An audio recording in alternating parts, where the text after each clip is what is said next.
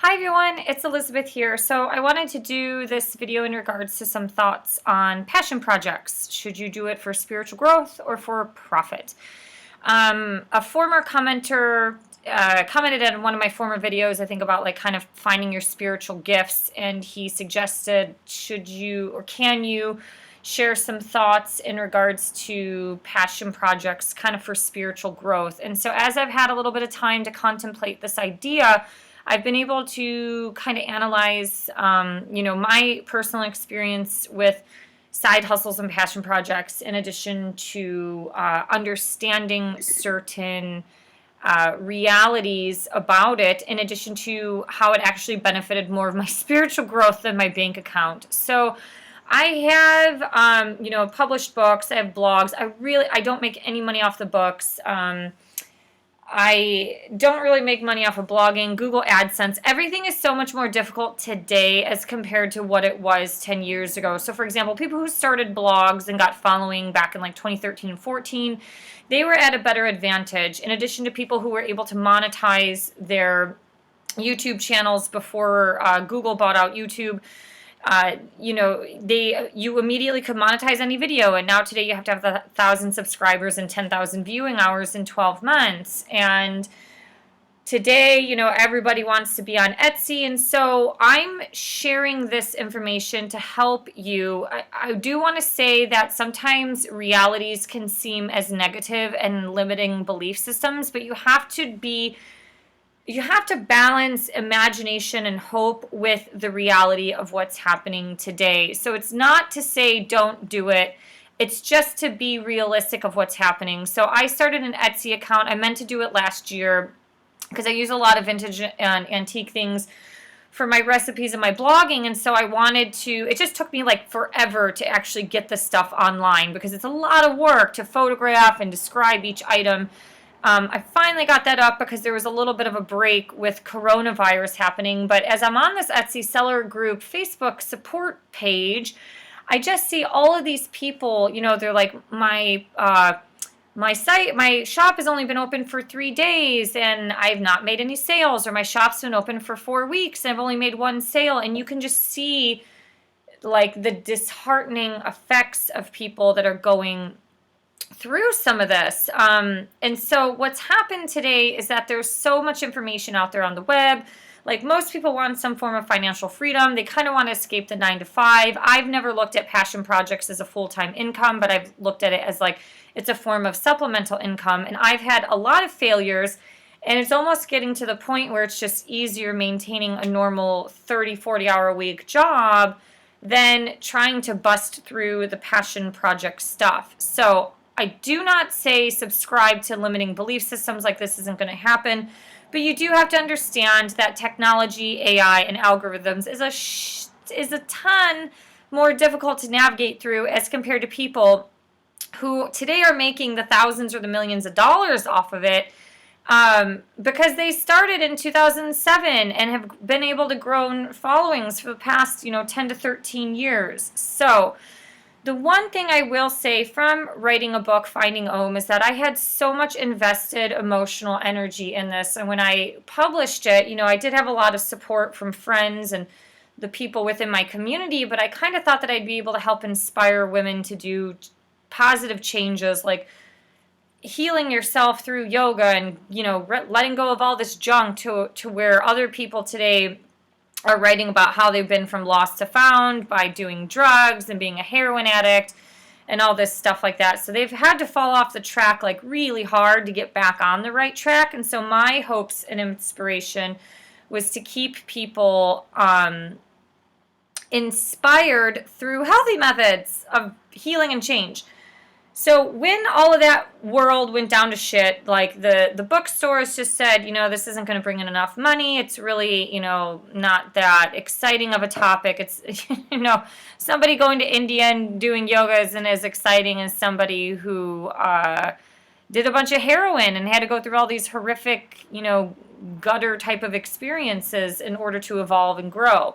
So the one thing I will say today with what's going on in the passion project world is like there are a lot of people who are making money off of Etsy and things like that, but They are also in a form of like the people who are really succeeding in selling have either grown a successful business, which takes time, effort, and a lot of strategy involved in it, or it also comes from people who are in the quote unquote like mainstream hotspots. So people who are selling masks, cloth masks right now, they are the ones that are making a ton of money off of Etsy. You know, people who are in the vintage and antique thing, unless your business has grown for a while, that's not really so much of a hot zone topic. So if you're doing, you have to understand that life as some form of an artist has always been difficult. And if you look through human history, you see that artists and things like that have grown during, the best example is the Renaissance era. After the plague has wiped out the mass majority of the population,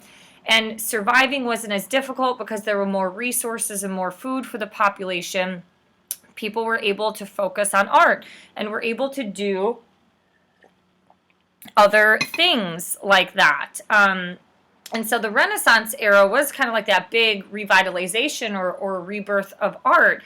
And as we're living in this kind of age of Aquarius, where Aquarius is kind of like the Renaissance woman, we see everybody wanting to go in this realm. So should you look at it for for profit or for spiritual growth? Now, the one thing when you do any form of art, everybody has a passion in something. Most people as a kid dreamed about being an astronaut or a baseball player, or an artist, you know, a rock star. Everybody's passionate about these things, but the reality of job availability and success is very nil. So you have to understand the big deficit between passion and reality. Now, the internet has opened up a can of worms for people to live off of this stuff and, like I said, still pursue your dreams. But when you pursue your passion or your passion project, you have to treat it like any other business. There are going to be really difficult customers. There's going to be really difficult reviews that you're going to have to go through. You might have shipments that might get missed. You might have people one-star your project. There are certain realities that is going to affect the mental state because they are not seeing your passion in the same light as you are seeing your own production or creative manifestation. If we look at art as a form of healing and therapy, art therapy is a technique that is rooted to the idea that creative expression can foster healing and mental well-being. So you could either view art for healing methods or you can actually do art. And a lot of this is to help people explore their emotions, develop awareness, cope with stress, boost self-esteem. So a lot of today's world of art projects actually are a form of healing. For me, writing Finding Om was very healing. I hoped to make some money off of it, but I had to write all that to release stuff that I was holding on to 7-8 years ago. I've known other independent artists who self-published books, and really it's like their psychology is just crying into that project of dumping out all of these wounds and all these horrible memories. And if you look at post-World War II art, I noticed this when I was at the Seattle Art Museum when it was open last winter, was that you could see the shift and transition from fine art to modern art, but this like the German people who were creating paintings in like the 50s, it was just so dark and grim because they probably had so much trauma in their system and on their land that it was like all of this dark energy was getting out on the canvas. And if you compare it to the Renaissance era where everything was bright and beautiful, you know, it's like being in two completely different mental states, and that's where your soul can grow, and that is where you can really gain a lot of healing in your life from the past or the present or whatever, is by looking at this art piece as what it is. It is a form of healing. It is a form of your soul communicating words on a piece of paper or a paintbrush to the canvas. It's your soul expressing its thoughts, wherever those thoughts may lie, positive or negative. Now, in the business world, the last couple of years, living, this whole thought of like follow your passions, that has gotten a lot of bad rap over the last few years because of that reality that goes toward funneling and fueling passions. The job availability is not always there, but people attach so much of their self-worth because this is the energy that they expended. In addition, they see everybody else making money online, so why can't I? And that's what's been told through marketing. And a lot of times when these things don't succeed, we tend to see ourselves as failures. Some people try multiple realms. One area of a passion project, say like writing a book, might actually work for them, and in another area when they've tried just the blogging, that area did not work for them. So it's kind of a game of experiments, but understanding how to do SEO content, copyright descriptions, all of these things are going to be very, very important. And true artists lack a lot of that business knowledge, and that's where the disconnect happens.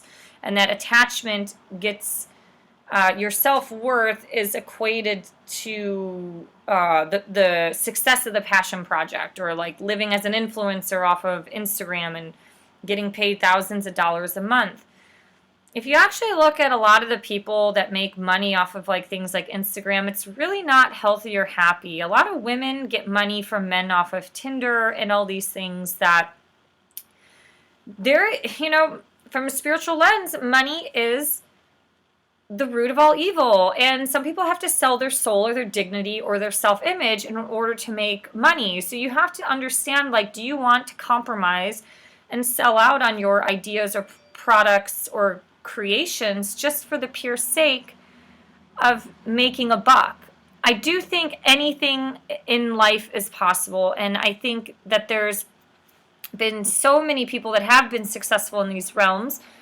But I just wanted to share this to plant some seeds of thought. Should you be pursuing your passion project more for your own personal growth, to express your emotional energy, to express your soul's creativity, and hoping that you can earn money along the way with it would be amazing. But in reality, you still have to tweak it. Like, even the most popular successful YouTubers, they all have some form of a tagline or a slogan. Like, people who watch Ralph Smart, he says, breathe in that good ass prana, baby. That's kind of the same thing as, you see people on TV who do this or something like that. I can't think of any celebrities off the top of my head at the moment, but there's always some sort of like catchphrase or slogan or hand gesture movement that's just linked up to that person. You kind of have to make the passion project, a little mainstreamy in order for it to grow and evolve. And that's where a lot of spiritual people also have issues, is because you want to live through your authentic self. And a lot of people don't necessarily fit into the mainstream, so that part is very, very difficult for them.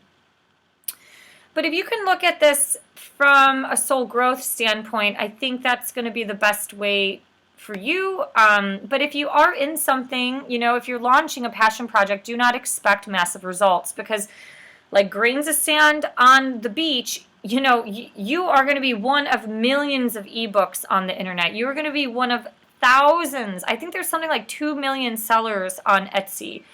It's going to take time. These things will evolve over time, and it does take some marketing awareness. It takes money to make money, so you're going to have money in order to successfully launch a business, whether that's through getting the brand awareness out, or just spending your time like posting on TikTok and Instagram and all these social media realms. That's not the fun part of it. Everybody loves the pizza, but nobody likes the crust. And unfortunately, if you want to make money off of this stuff, you're going to have to like the crust. And the crust is the crappy part of work that is not fun unless you're just really loaded and you can hire some firm to do this stuff for you. But most independent people aren't to where they have to do it themselves. But using artistic methods to treat psychological disorders and enhance mental health is a form of art therapy, and you should be happy with whatever you produce is actually benefiting you. Remember, money is the root of all evil. So if you're finding that attachment there, and I say this because I see this in myself, that is where the negative energy is going to start taking over, and it's going to negate all of that healing that you've done through your art or passion project. So the one last thing I wanted to add in, I forgot to mention it earlier, but the guy that I'm seeing, he's really has made a really good career in the business world, and so the business world has kind of, foo-fooed the whole passion project or follow your passions over the last few years. And some things that he added is that he just, he commented on this because we've had discussions about this before. He said the happiest people don't make a career of their passions. They take their passions with them to their career. Photography, for example, you no longer take pictures for the joy of it, but to make money. Your motivation is not creativity, but making a living. Therefore, the creativity diminishes, as does your level of joy. It shifts your focus away from the intrinsic joys and rewards of the task to making the rewards all about making money. So, anyways, I just wanted to share that because I thought it was important. That comes from somebody who's been very successful in the business world. And yeah, so thank you for liking, sharing, and subscribing. Please enjoy your passions, but don't let your self-worth be attached to the success of it, whether it's successful or not. We all hope for that. Leave space for hope and miracles, but just be realistic. All right? Thank you again. Have a great day. See you next time. Bye-bye.